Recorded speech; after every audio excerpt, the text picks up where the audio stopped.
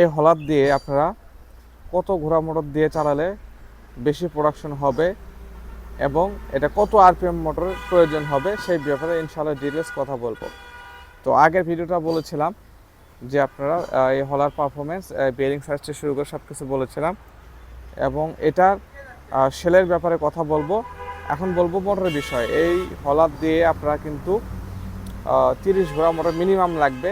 দেখা যাচ্ছে অনেকেই 25 ঘোড়া দিয়ে ইউজ করে, অনেকেই 30 ঘোড়া দেয়, অনেকে আর 35, অনেকে আবার 40 ঘোড়া দিয়ে ইউজ করে।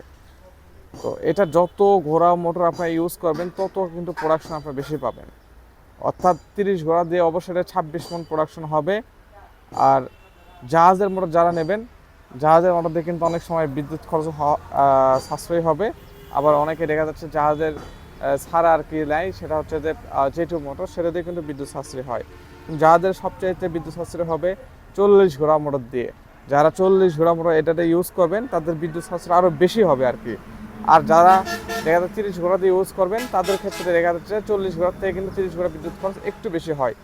আর যারা একটু বড় মোটর ইউজ করবেন তাদের কিন্তু দেখা যাচ্ছে যে আপনার পারফরমেন্স দিক থেকে শুরু করে এবং বিদ্যুৎ সাশ্রয় হবে এটা আর কি।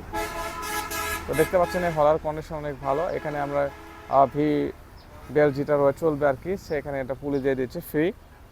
এখন আমরা এটা সেরের ব্যাপারে আর কিছু ইম্পর্টেন্ট কথা বলবো, সে পার্ট 3-তে ইনশাল্লাহ কথা হবে।